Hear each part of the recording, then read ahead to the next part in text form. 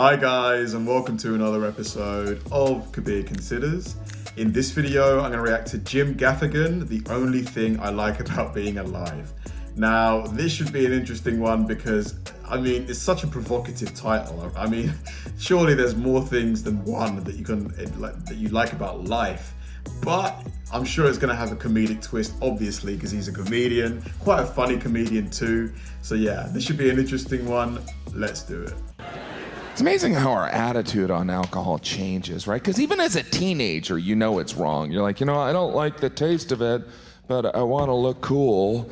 And then in your 20s, you're like, you know what? This kind of gives me confidence to talk to the opposite sex. And then in your 40s, you're like, you know what? This is the only thing I like about being alive. It's only funny because it's true. I'm sure some of you are gonna go to some bars, head to a bar, right? Yeah. I never really feel comfortable right when I get in a bar. I'm always kind of like, who are all these strangers? But after a couple of beers, I'm like, these guys are probably my best friends. Because your experience in a bar changes over the course of the night, right? As the night goes on, you see really why we go to bars. We go to bars so we can behave like children. Toddlers, really. You ever go to a bar at 2 a.m.? You might as well be picking up a kid at nursery school. It's the same experience. The behavior's the same in both places. Both places there's always... Yeah, pubs and bars are so much fun to be in. I can't lie to you. They just are. some strange yelling for no reason at all, Woo! Both places you go in the bathroom, it's obvious not everyone's potty trained. Both places there's always someone crying, she was my best friend, but not anymore. Both places occasionally there's a fight, he was standing where I wanted to stand. So I punched him in the head. I need more juice. But at 2 a.m., people are drunk in bars. I love how we're always surprised when someone's drunk in a bar. We're actually shocked. We're like, look at that guy. He's wasted in a bar. I came here to read a novel. Mostly the people that are drunk in bars are drunk because they're drinking shots. And really the only time to ever drink a shot is never. No one's ever drank a shot and then done something they're proud of. Like, I got wasted last night and then I went out and built some low-income housing. That never happens.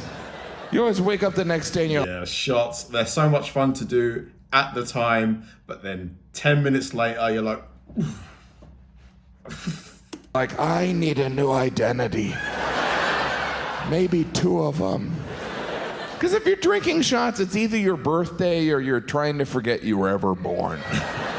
There is something honest about a shot. It's like, I want to get right to the embarrassing part of the night. Right to pants off. But we don't even drink shots. We take them like they're medicine. This will cure my normal behavior. Everyone acts like we're in a Western. Wow, wow, wow, wow, wow. That'll give me the courage to confront this plate of nachos. Wow, wow, wow. Strangers will buy you a shot. You ever had that? Hey, I don't know, let me buy you a shot. This never happens with anything else. Hey, what do you see, you and me? Let's do some appetizers. It's actually true. Jalapeno poppers, mano a mano.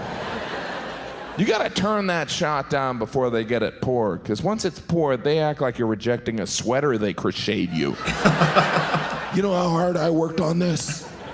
You didn't at all. But I don't mind the bars. Unless they're really crowded, like 5 or 6 people deep at the bar, everyone's competing for the bartender's attention. We look like we're trying to get disaster relief from the Red Cross. Oh man, it's so annoying when you stood at the bar waiting to be served. Like, you're just trying to make eye contact with the barman, but you try not to be creepy about it. It's just, I need mine more than he needs his. I can never get the bartender's attention. I'm always like, you try and make eye contact. Yeah. Show him you have money. I have cash. But you can't try too hard in a crowded bar. You have to act how cool you are. Like, I don't even care if I get served. I just like standing in crowded, uncomfortable places. Later on, I'm gonna swing by the airport, see what that TSA line's like. I like the lines. Never enough bartenders in a crowded bar. Those bartenders look like they're in the middle of a triage unit. They're like, give me 40 cc's or something. Never enough bartenders. You ever get faked out by the arrival of a barback? You're like, finally, another bar. It's a barback. And those poor barbacks, they always act like they're not qualified to serve you. Like, oh, no. I can carry 12 cases up a narrow staircase, but handing you a beer, not yet. Not yet. I'm still learning from the master.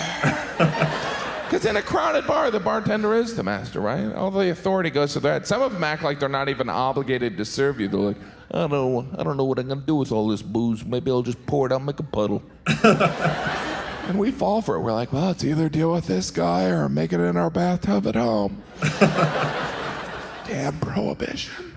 He's great. I definitely need to react to more of his stuff. He's actually really, really funny. Like, it's true though. Bars, pubs, when you get there, it's like you might think, yeah, I've got beer at home or whatever, I can just chill at home. But then a few drinks deep, you do love the atmosphere. People that you've not met, random new friendships, it's just so much fun. Speaking of which, I definitely need to go to a bar soon. But yeah, I definitely love Jim Gaffigan. Let me know more of his like funny sets, like recommendations, throw them my way. Thanks for watching, guys, and I'll see you in the next one.